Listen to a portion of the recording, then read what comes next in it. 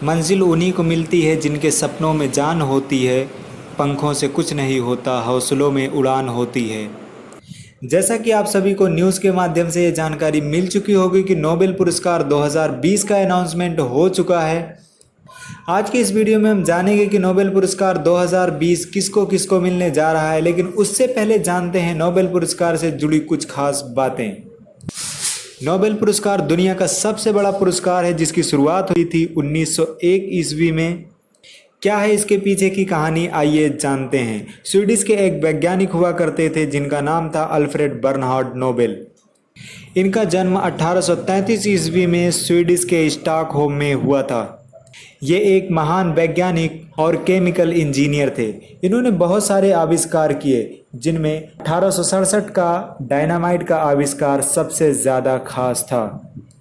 Dynamite एक विस्फोटक था जिसका उपयोग बम बनाने में किया जा रहा था और दुनिया में अपने वर्चस्व की लड़ाई के लिए बम का इस्तेमाल बड़े पैमाने पर किया गया। यहाँ तक कि द्वितीय विश्व युद्ध में जापान के हिरोशिमा और नागासाकी पर परमाणु बम तक गिरा दिए गए। डायनामाइट को इस पैमाने पर खरीदा गया कि अल्फ्रेड नोबेल एक बड़ी संपत्ति के मालिक हो गए।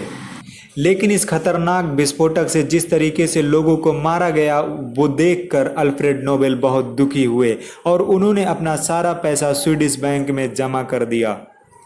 1896 में जब उनकी मृत्यु हो गई और उनकी वसीयत को पढ़ा गया तो उन्होंने ये कहा था कि हमारा जो पैसा है, हर साल इसका जो भी ब्याज हो वो पैसा ऐसे लोगों को दिया जाए जो दुनिया में अमन के लिए काम करते हैं, शांति के लिए काम करते हैं, लोगों की भलाई के लिए काम करते हैं।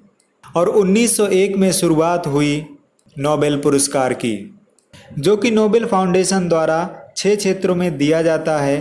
5 क्षेत्रों में स्वीडन में दिया जाता है और शांति के क्षेत्र में जो पुरस्कार दिया जाता है वो दिया जाता है नॉर्वे में। इसका अनाउंसमेंट होता है अक्टूबर के महीने में और 10 दिसंबर को ये पुरस्कार जिन लोगों को चुना गया होता है उन्हें दिया जाता है। 10 दिसंबर को क्यों दिया जाता है? इसलिए दिया जाता है क्योंकि 10 दिसंबर के दिन ही अल्फ्रेड नोबेल की मृत्यु हुई थी। तो अब हम जानते हैं कि नोबेल पुरस्कार 2020 को इन 6 क्षेत्रों में किन किन को चुना गया है जिन्हें 10 दिसंबर को इस पुरस्कार से नवाजा जाएगा।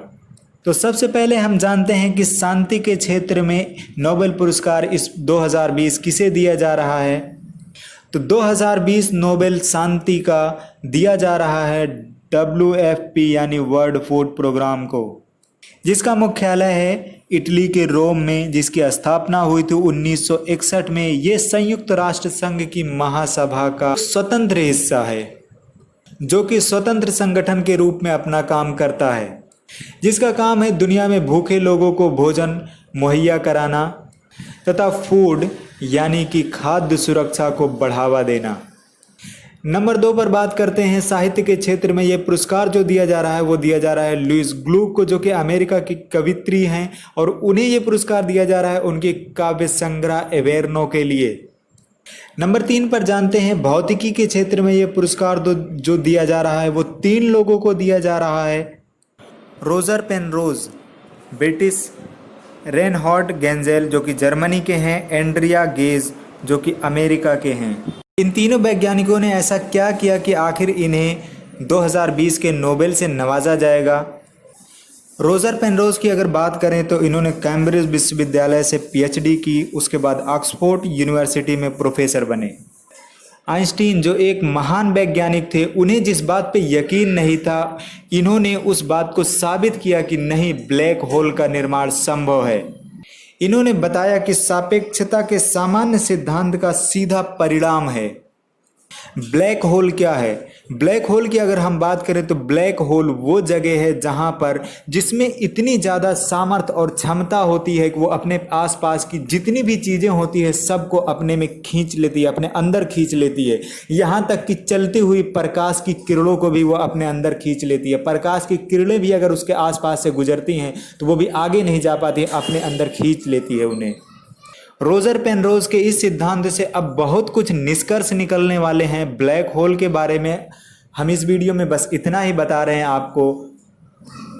अगर हम बात करें रेनहार्ड गेंजेल और एंड्रिया गेज की, तो इन्होंने बताया कि हमारी आकाश गंगा के मिल्की वे के केंद्र में एक सुपर मैसिव ब्लैक होल है और इसका सबसे सटीक सबूत इन्हीं दो वैज्ञानिकों ने ही दिया है, जिसके कारण इन्हें इस वर्ष 2020 का नोबेल प्राइज दिया जाएगा।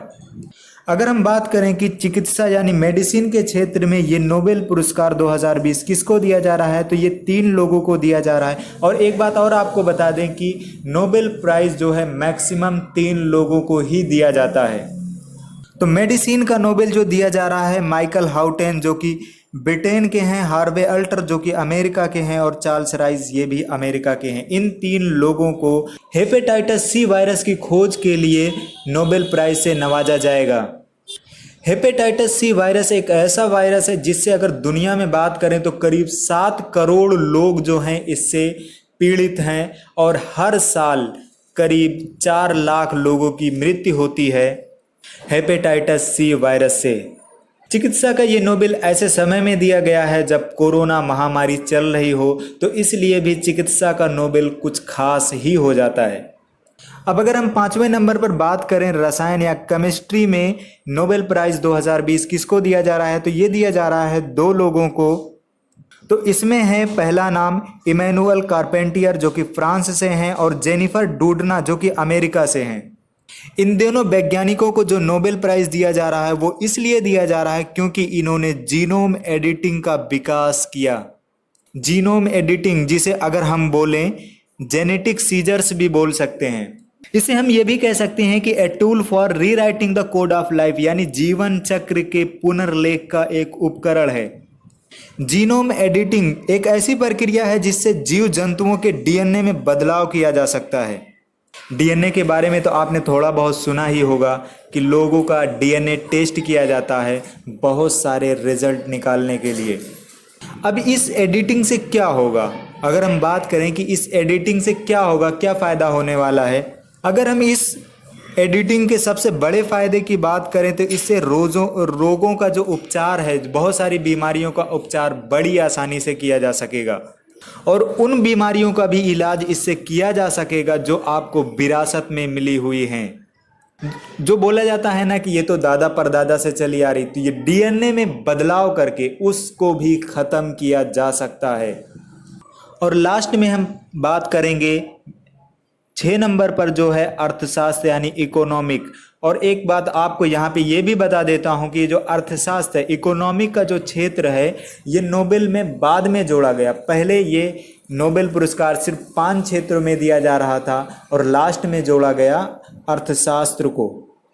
तो अब कुल मिला के नोबेल 6 क्षेत्रों में दिया जाता है। तो इस बार का इकोनॉमिक का नोबेल 2 लोगों को दिया जा रहा है जो दोनों लोग अमेरिका से ही बिलोंग करते हैं, रॉबर्ट बी विल्सन और पॉल मिलग्रोम। इन्हें ये पुरस्कार क्यों दिया जा रहा है? इन्हें ये पुरस्कार इसलिए दिया जा रहा है क्योंकि इन्होंने नीलामी के जो सिद्धांत हैं उसमें सुधार किए हैं और नीलामी के नए नए स्वरूप भी बताए हैं, यानी कि नीलामी के नए रूपों का भी आविष्कार इन्होंने किया है। तो ये सारे अनाउंसमेंट हो चुके हैं और 10 दिसंबर को जिस दिन अल्फ्रेड नोबेल की मृत्यु हुई थी उस दिन ये पुरस्कार उनकी याद में दिया जाता है।